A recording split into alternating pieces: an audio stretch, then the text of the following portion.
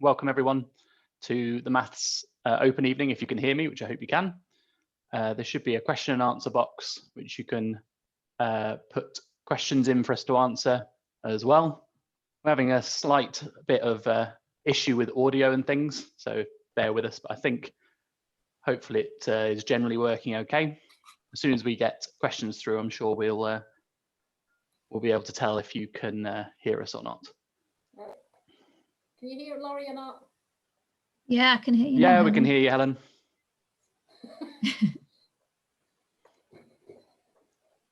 Well timed. Run it now. That's great.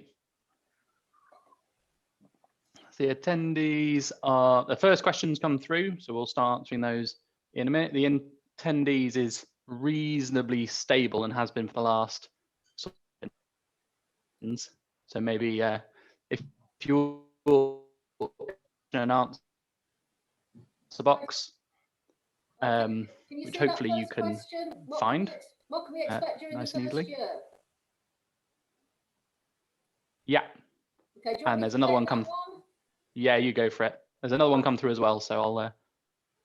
Okay. So, what can you expect in the first year? Well, under normal circumstances, I'm assuming you mean by that. This first year has been a little bit strange, but hoping everything's back to normal. In the first year of the course, obviously what we do is we start very quickly with GCSE kind of algebra skills. So we expect you to be starting the course with good GCSE algebra skills, and we very quickly kind of build on those. So the first part of the course, we start with what's known as pure maths, and that's lots of algebra, trigonometry. We also introduce you to the joy of calculus, which is a big part of the course. And so we very quickly build on the GCSE skills that you've learned and then start to develop those into A level. And then a third of the course in the first year is applied. So that means we do a bit of work on mechanics, so all to do with like forces in motion. We also do a little bit of stats. And there's no exams in the first year of the course. I mean, we obviously do quite regular tests. We're big fans of tests in maths. So we will regularly test how you're getting on in that first year. So I don't know whether that's enough about the first year. If that doesn't answer your question, please type something else in if you want some more specific information. So there's another question there about how much numerical and algebra work there is. So I've kind of touched on that, I suppose, in the numerical, not a lot. So, I mean, you obviously have to have good number skills, but it's pretty much algebra. So 2/3 of the course, obviously you need algebra, numerical skills, but the bulk of it is algebra. And as I've said, 1/3 of it is applied, which is the mechanics and the stats. So you do need pretty hot algebra skills. Laurie, do you want to take the next one there about how many extra hours per week is there for further maths? Yep, of course. So further maths we run alongside maths. So we do split you off into separate groups if you do further maths. You still have 5 hours of maths lessons with one teacher, and then an extra 5 hours of further maths lessons with a second teacher to do that, because they're kind of different qualification into the second year as well. So it's exactly the same amount of time as you would have for all of your A levels. Did I cut out? Yeah, you're breaking up a little bit, Laurie. Yeah, you're breaking up a little there. I mean, basically, it's you get 5 hours per subject. I mean, that's true for pretty much all subjects. 5 hours a week, but the further maths, you get another full 5 hours. It's treated as a full extra subject, which I know certainly in some colleges and schools, I know they don't necessarily be able to devote it as full an amount of time. So that is, I think, certainly something that at QE we do have as an advantage, that we actually give you the full time as treating it like it was another full subject. So I think that's quite a distinct advantage. Lou, do you want to take the next one about the grades? Well, ideally, we're looking for grade 7 or above in maths. Obviously, the way things are at the moment with the predicted grades, it's hard to tell. So sometimes we might have to just do a little bit of a quizzing you on your algebra skills, because obviously that's the area that we're really focused on, is you need to be coming in with strong algebra skills. So I would say strong algebra skills and a 7 or above to take A-level maths. Yeah, and I mean, for further maths, we asked you to have at least a grade 8. But as Lou said, I mean, obviously this has been quite odd times in that, I mean, you know, we generally would ask for at least a grade 7 in maths.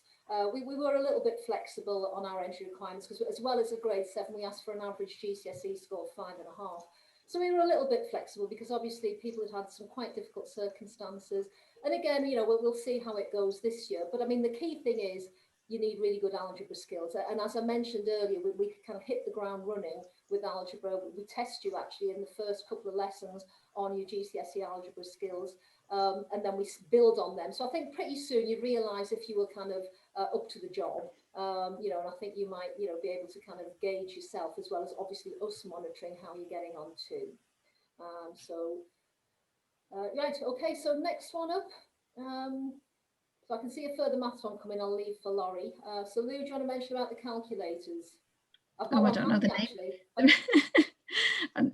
I don't have one on me, but I've got it. Hold on, I've got it. Oh, there you got it as well. There we are. I refer to it as the white calculator. Yes, so do I. Mostly black. But there's white on the other side. And that suits your needs perfectly for A-level maths. And we strongly recommend you buy one of them at the start of the year so you can get used to using it. Class Whiz, it's called. Yeah, it's FX. I'll be more technical than you, Lou, there. FX991EX. Okay, they're about £24–25, which sounds a bit steep for a calculator, but it will become your best friend, promise you. Okay, Laurie, there's a question coming up. What do I have to do to take further maths as an extended project qualification? I'm not quite sure. I'll pass that over. So I think I know. Yeah. So I think you've probably heard maybe from the sounds of things about two separate things. So further maths is a full A level. So you can take further maths. We talked a little bit about entry requirements, and the main thing really with further maths is you have to really enjoy maths because it's an extra A level. Oh, you stop there. Yes, you have to enjoy maths. So Laurie's frozen there, so I'll just pick up on what he was saying. He's obviously got a dodgy connection. So you know, you really need to love maths if you're doing further maths, and because it's going to be 10 hours of lessons, but you've got to remember, as well as 10 hours of lessons, you've then got the work outside of class, and we typically say you should be doing about 5 hours of work per subject outside of lesson time. So obviously for further maths, that will be an extra 5 hours too. So I'll let Laurie try and pick up on the extended project bit. I'll wait till I think he's trying to check out his connection. So I'll just come back to that in a little while if you don't mind. So someone's picking up there saying, is that 5 hours at home as well as 5 hours of teaching a week? So yeah, Lou's nodding. Yeah. And you know, and in that 5 hours, we're talking about specific tasks that your teacher might set you to do. We also set what are called preparation work tasks, which is, you might have heard the term flipped learning. It's doing a little bit of work in advance of a lesson. And then so there'll be sort of tasks set by your teacher, but also finishing off questions from classwork. If you didn't manage to do all of the questions you were set, you should finish them. And then start using revision resources to do some extra practice. I mean, maths is about learning skills, and skills improve with practice. So you just need to keep doing loads of practice. Okay, so Laurie, are you okay? Are you back with us? Well, oh, it keeps breaking up. I'll leave you to hang on till you get. In terms of it was about the extended project, really. We could do with an answer there. Maybe not. So I'll type an answer. Right, okay. Laurie's going to type the answer in. We'll come back to that in a bit. So, Lou, it says a question there. What equipment do we need to buy? Aside from that calculator, which, like Helen said, will be your best friend, literally just a pen and a pencil and a ruler. Yep. I don't think there's anything else that we use regularly at all. Yeah, so you don't need protractor and compasses. So you don't need protractor and compasses. Sorry, there's a phone line there. You know, but you will need, as Lou says, just basic equipment. And the thing is, we provide you with exercise books, which might sound a bit weird, but our students get slightly bigger than A4 size exercise books, squared paper inside, and we work through those. So you don't even need to buy file paper and a file. And we also provide textbooks. I can see some lurking in the background. Just bear with me. So we provide you with textbooks for the course, so you get those on loan through the library. So really, calculator and basic writing equipment is pretty much all you need for that. And someone's saying there, is there a lot of graph work? Not plotting graphs, so you're not going to find yourself stuck in front of a piece of graph paper, but understanding what the graphs of functions look like. Absolutely, definitely. That's something that at A level you do need to start getting a feel for, which is that you understand what a function looks like from its graph. So graph work in that sense, but not plotting loads of points on a piece of graph paper. Okay, Laurie, are you back with us or not? I'm here. I don't know whether you can hear me very well. I can hear you now. Just Yeah, you're okay now. About Okay. extended project. So I typed in an answer. So I'm assuming everyone can see the answered questions. But the main thing is that extended project is a separate qualification that you would start in the second year, and you can choose a topic for that if you want. And it's worth half of an A level, whereas further maths is a full A level that you study for the full 2 years. So kind of the two separate qualifications. It kind of depends on what you'd like to do. So further maths itself is an A level qualification that you would sign up for in the same way that you would for all of your A levels. Whereas extended project is something that you decide to do. You might decide straight away to do it, but you don't actually start until near the end of the first year, where you start getting together some research stuff, and you generally carry it out and finish by sort of about now, really. I think everyone's hopefully handing theirs in so that it doesn't interfere with exams and things like that, worth half of an A level when it comes to UCAS points and things. So it's kind of a slightly separate, they're two separate qualifications.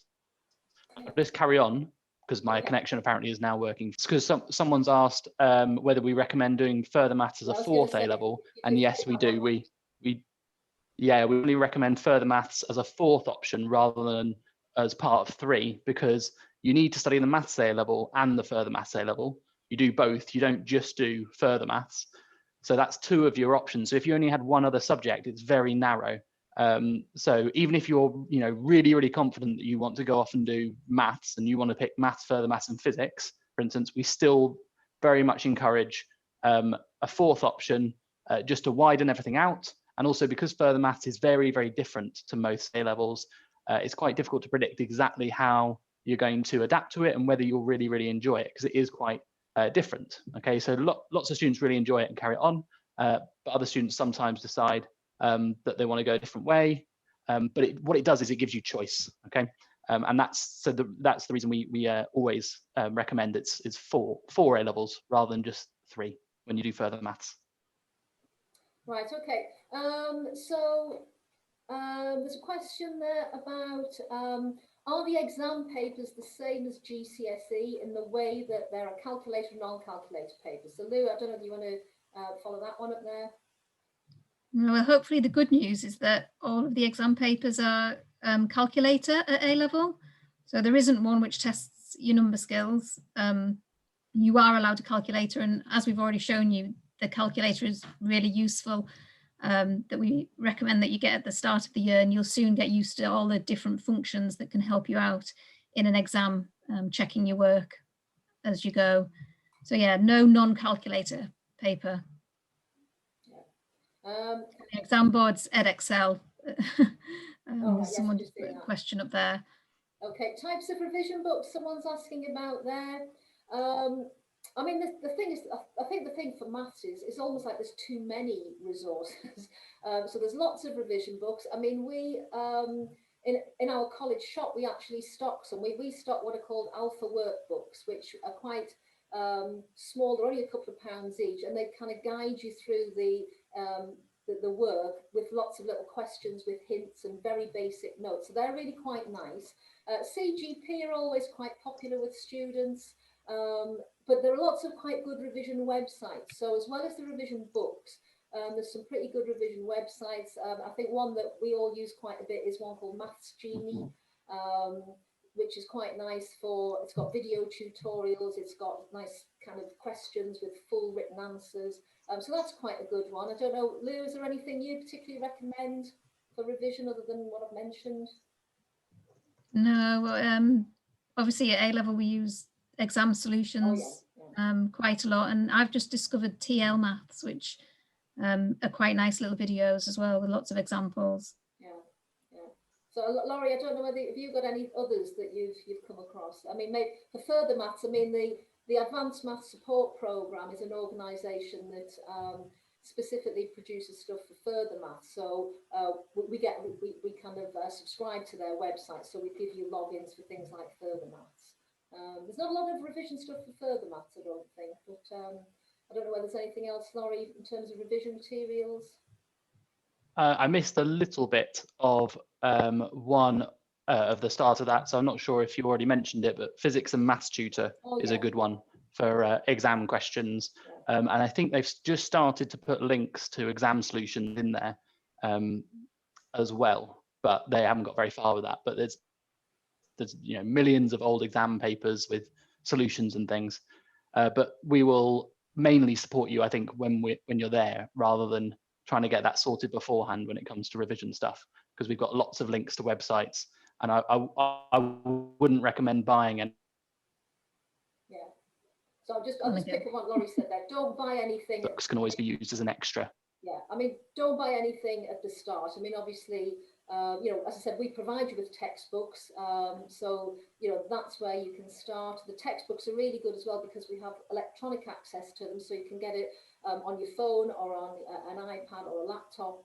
And the electronic version actually has full word solutions to all the questions. So that's a really good resource already. And at each chapter, there's like a review exercise, which is kind of revision. So I wouldn't worry too much yet about revision stuff, but there is loads of stuff available. I just noticed this question there, what's the difference between maths and further maths?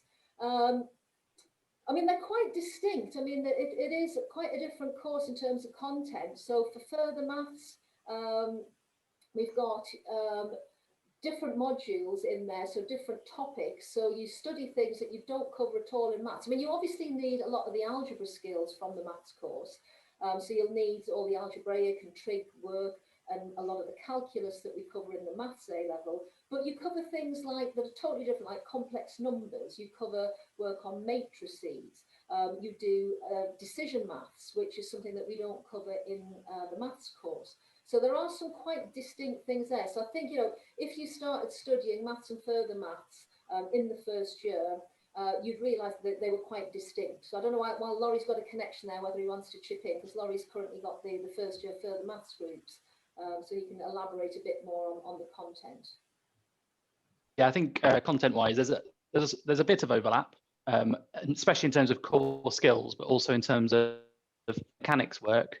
Some of the maths lead straight into the further maths, but yeah, I think decision is the biggest difference, which Helen's mentioned there, which is in some ways similar to computer science, and that sort of side of maths, a logic side of maths and an algorithm side of maths, which you wouldn't study at all in a regular maths A level, but is quite big in operational research and maths degrees and computer science degrees and lots of different things as well. And then the other slight difference, I guess, is that the work tends to be slightly differently focused on proof and mathematical proof, as opposed to and being slightly less applied to context, which the maths A level has quite a lot of applied to context questions. There aren't quite so many. There's a lot more completely pure maths questions, if that makes sense. We're coming kind of quite close to the end of time. So someone says, is there sets for different abilities? Well, the answer to that is no, there's not. And so, you're in with a range of people with different abilities there. Somebody's saying, is there still going to be Maths Watch homework? No. Right, I'm sure you've had your fill of maths, Rosh. I can assure you the answer to that is no. And then it says, do you have to take maths to take further maths? The answer is yes. And then who teaches further maths? Well, as I said, Laurie's currently got the first year classes. We've got Laurie and Steve and Jane teaching second year, but it could be, you know, it could be any of us. We just kind of share it out each year as it goes. Okay, so there's questions to letters or the graph work. Just we've said that. one quick question about graph work. We've done that one, Laurie. We've done that one, Laurie, yeah. Oh, did I miss? Yeah. I must have missed that one on a Not poor plotting connection. them, but sketching them is the answer, I think, there. Right. Sorry. Okay, Yeah. so Must that's have been out. everything answered, I think. So, you know, hopefully people have enjoyed that. And if there's anything else anyone wants to ask, please just get in touch. Have a look at the website. So, you know, so there's loads more resources there, and there's a contact link as well to email if you've got any further questions. Okay.